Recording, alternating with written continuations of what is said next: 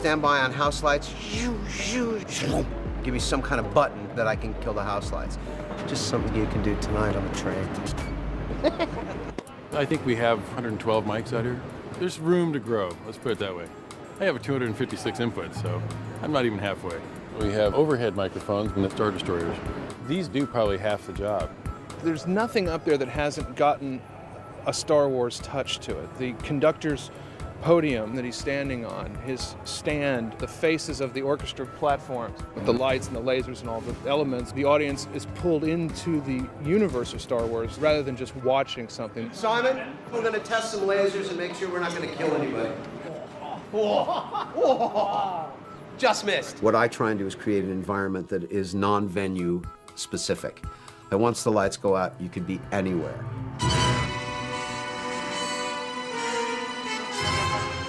More smoke, please.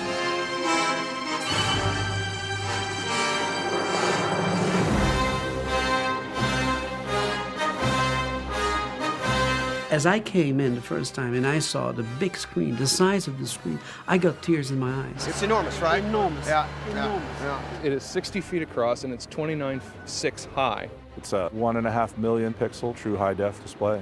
There are stadium-sized screens, but not in and even in high-def format, but not of this resolution. I have never seen that kind of clarity on an LED screen before. Ewan McGregor's got his hands up. It looks like they were in the pool because you can see the little wrinkles in their fingers. You've never seen that on LED. You don't see it on projection. We wouldn't do it justice unless we could present the movies in high definition. So this is the first presentation of clips from all 6 movies in high definition. When they came to me and they said, you know, the screen was going to be this big, I immediately freaked out and said, how are we going to move it? I'm standing here in pieces, and you're having delusions of grandeur. Okay, tall people, help guide this thing, please. Plan A, take the stuff down, put it in the truck, down the road. Hold up a second. Hold up. Just 1 second. Let me get that forklift back. Or Plan B, take the stuff down, put it in the truck, and down the road. Jay, I got last 2 set carts. You want them towards the back? Touring crews, roadies as they're called, have a legendary way of becoming very, very efficient. What looks to be an impossible task becomes sort of second nature. On a normal gig, it's going to be about anywhere from 6 to probably 8 hours. This one here could probably take 12 to 14 to 16 hours today. It's a lot of stuff, but that's what we do.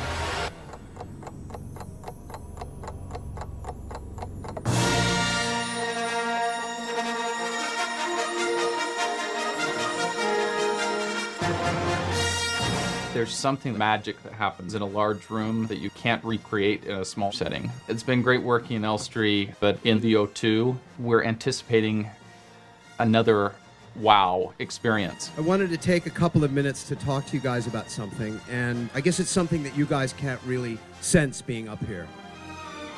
Something clicked yesterday. There was an emotional thing that happened out there.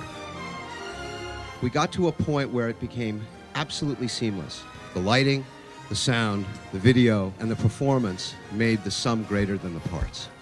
That's something that any director prays for in any kind of performance. No one thought that this was going to happen, and I'm like humbled by this, and I want to thank you from like way down deep. Up until the very end, it just seemed like this is never going to happen, and then before I knew it, I was in London, bleary-eyed, in the O2 to watch the first live rehearsal. That was kind of the moment where it got really real for me, because there it was in all its glory. Everything is going as planned. The other component here is this museum exhibit that we're going to take on the road, and we've got some amazing things. We have Naboo, Coruscant, Tatooine, the Death Star. Lucasfilm has every image from behind the scenes, from the sketches to the concept art. No one takes that much care with their property. Everything is documented and saved so they can reference it for shows like this. We all know Chewbacca. We had to have a specially built, really, really tall mannequin made. Jedi Master Yoda, even people that haven't seen the films know who Yoda is. Someone says, here's a lightsaber. And you go, oh great, big deal. You go, no, this is the one Luke actually used in the film. A lot of this is very fragile. We had to figure out how we could turn them on its side, how we could dress all the mannequins. What's kind of funny is there were over 42 pieces of armor on this costume. It took us over an hour and a half to get him ready, and when you watch the film, he's only there for 4 seconds. They almost feel like holy relics. If any of them got lost, stolen, or damaged, we'd all have our heads cut off by a lightsaber. Jedi Master Plo Koon, he's never been on display before. On his faceplate, he's got this mask with tusks and little carvings. He was really hard to transport, so we've had to develop a lot of intricate devices that go in there to keep him stabilized so that we can put him on a truck and move him to the next arena every week. And this man here needs no introduction. I do believe they think I am some sort of god. Ladies and gentlemen, please welcome Anthony Daniels. The show needed a narrator. Anthony's been in all 6 Star Wars movies. He is C-3PO, and he's great on stage. A pleasure to meet you. I am C-3PO. You don't need to say Anthony Daniels. I don't need to say Anthony Daniels. He can just be there. He can just be there. He can go about his business. He can go about his business. Thank you. Move along. Look at this, we really are on the Death Star. In the O2, I stood there on stage by myself in the empty arena. I felt like a god. I felt like a Roman emperor. I felt like some terrible fascist dictator.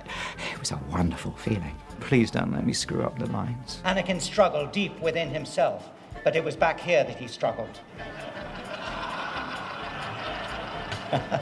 Sorry. I can't believe I actually worked with C-3PO. I kept avoiding that fact. You would have preferred it if I'd been in the gold suit. Oh, that was my other note.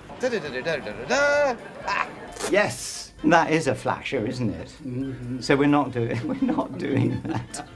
Unless it's for a private performance, obviously.